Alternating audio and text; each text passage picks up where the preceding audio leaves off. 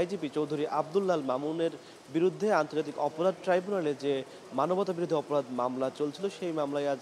আসামি পক্ষের আইনজীবী যুক্তিতর্ক উপস্থাপন করবেন এবং এর আগে মূলত গত বুধবার এই মামলায় প্রসিকিউশনের পক্ষ থেকে যুক্তিতর্ক উপস্থাপন শেষ হয়েছে এবং প্রসিকিউশনের পক্ষ থেকে যুক্তিতর্ক উপস্থাপন করেছিলেন চিফ প্রসিকিউটর মোহাম্মদ তাজুল ইসলাম। আজ এই মামলায় যুক্তিতর্ক উপস্থাপন করবেন আসামি পক্ষের আইনজীবী, যিনি পলাতক প্রধানমন্ত্রী শেখ হাসিনা ও পলাতক স্বরাষ্ট্রমন্ত্রী আসাদুজ্জামান খান কামালের পক্ষে তিনি যুক্তিতর্ক উপস্থাপন করবেন। তিনি রাষ্ট্রনিযুক্ত আইনজীবী হিসেবে মূলত তাদের পক্ষে এই মামলাটি পরিচালনা করছেন। এছাড়া অন্য আরেকজন যিনি আসামি রয়েছেন সাবেক আইজিপি চৌধুরী আব্দুল্লাল মামুন, তিনি যেহেতু রাজসাক্ষী হওয়ার আবেদন করেছিলেন এবং তার আবেদনটি ট্রাইব্যুনাল গ্রহণ করেছিল, সুতরাং তাই তার পক্ষের যিনি আইনজীবী আছেন তিনি এখানে যুক্তিতর্ক উপস্থাপন করছেন না এবং মূলত চিফ প্রসিকিউটর যখন তার শেষ দিন তার যুক্তিতর্ক উপস্থাপন করেছিলেন, সেখানে তিনি এই আসামিদের শাস্তির বিষয়ে একটি সাবমিশন রেখেছিলেন, যেখানে তিনি সাবেক প্রধানমন্ত্রী শেখ হাসিনার সর্বোচ্চ শাস্তি মৃত্যুদণ্ড এবং সাবেক স্বরাষ্ট্রমন্ত্রী আসাদুজ্জামান খান কামালেরও সর্বোচ্চ শাস্তি মৃত্যুদণ্ড তিনি প্রার্থনা করেছিলেন। তবে আরেকজন যিনি আসামি আছেন চৌধুরী আব্দুল্লাল মামুনের কী শাস্তি হবে সে বিষয়ে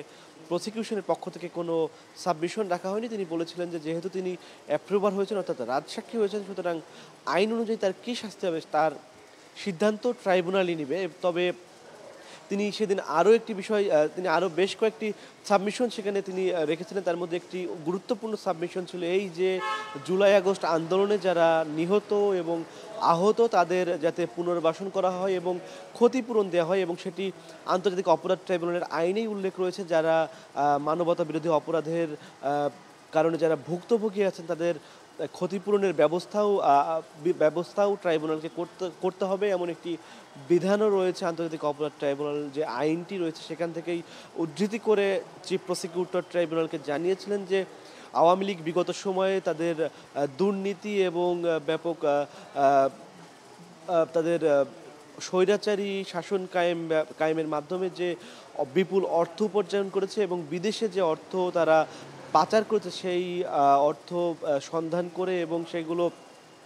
বাজেয়াপ্ত করে যারা এই এই মানবতা বিরোধী অপরাধের যারা ভুক্তভোগী আছে তাদের মধ্যে যেন বিতরণ করা হয় এবং তাদের পুনর্বাসনের ব্যবস্থা করা হয়, সেই সাবমিশন রেখেছিলেন চিফ প্রসিকিউটর মোহাম্মদ তাজুল ইসলাম। এছাড়াও আজ আরেকটি মামলার সাক্ষ্য গ্রহণ অনুষ্ঠিত হবে আন্তর্জাতিক অপরাধ ট্রাইব্যুনাল 2, যার চেয়ারম্যান হিসেবে দায়িত্ব পালন করছেন বিচারপতি নজরুল ইসলাম চৌধুরী। তার নেতৃত্বাধীন 3 সদস্যের ট্রাইব্যুনালে মূলত আজকে আশুলিয়াতে যে 6 লাশ পুড়িয়ে দেওয়া হয়েছিল সেই লাশের মামলার সেই 6 লাশ পোড়ানোর সাক্ষ্য গ্রহণ হবে আজকে, এবং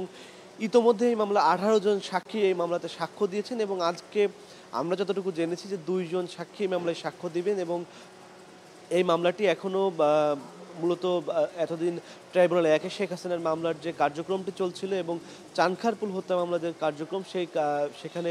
গত বৃহস্পতিবার উপদেষ্টা আসিফ মাহমুদ সাক্ষ্য দিয়েছিলেন এবং যার কারণে গত সপ্তাহ জুড়েই প্রসিকিউশনের ফোকাস অনেকটা ট্রাইব্যুনাল 1-এর দিকে ছিল, যার কারণে ট্রাইব্যুনাল 2-এ যে দুটি মামলা চলছে তার মধ্যে উল্লেখযোগ্য আশুলিয়ার 6 লাশ পোড়ানো মামলা এবং রংপুরে আবু সাইদ হত্যা মামলার যে সাক্ষ্য গ্রহণ কার্যক্রম চলছে সেটি একটু ধীর গতিতে চলছিল এবং তবে প্রসিকিউশন বলছে যে ট্রাইব্যুনাল 1-এর যে মামলাটি অর্থাৎ শেখ হাসিনার মামলা সেটি কিছুদিনের মধ্যেই রায়ের দিকে গড়াতে পারে, অর্থাৎ যদি আজ আসামি পক্ষের যিনি আইনজীবী আছেন তিনি আজকে যুক্তিতর্ক শুরু করবেন এবং আমরা যতটুকু জানতে পারছি এই পুরো সপ্তাহ জুড়েই তার যুক্তিতর্ক চলবে এবং এর পরে যুক্তি খণ্ডন করার জন্য সময় দেওয়া হবে প্রসিকিউশন পক্ষকে এবং প্রসিকিউশন যুক্তি খণ্ডন করার পরেই মূলত এই মামলাটি রায়ের জন্য অপেক্ষমান রাখা হবে, অর্থাৎ যদি খুব বেশি দেরি হয় সেক্ষেত্রে নভেম্বরের মধ্যেই শেখ হাসিনার মামলাটি রায়ের দিকে গড়াতে পারে বলে আমরা ধারণা করছি এবং কিছুক্ষণের মধ্যেই আশুলিয়ার যে লাশ পোড়ানোর মামলাটি রয়েছে তার 19তম সাক্ষী আজকে আদালতের সামনে তাকে উপস্থাপন করা হবে এবং শেখ হাসিনার মামলার আসামি পক্ষে যিনি আইনজীবী তিনিও ইতিমধ্যে চলে এসেছেন এবং কিছুক্ষণের মধ্যেই সেই মামলার যুক্তিতর্ক তিনি উপস্থাপন করবেন ট্রাইব্যুনাল 1-এ। এই ছিল আন্তর্জাতিক অপরাধ ট্রাইব্যুনাল থেকে আজ শেখ হাসিনার মামলার এবং আশুলিয়ার 6 লাশ পোড়ানো যে হত্যা মামলা রয়েছে সেই মামলার সবশেষ তথ্য।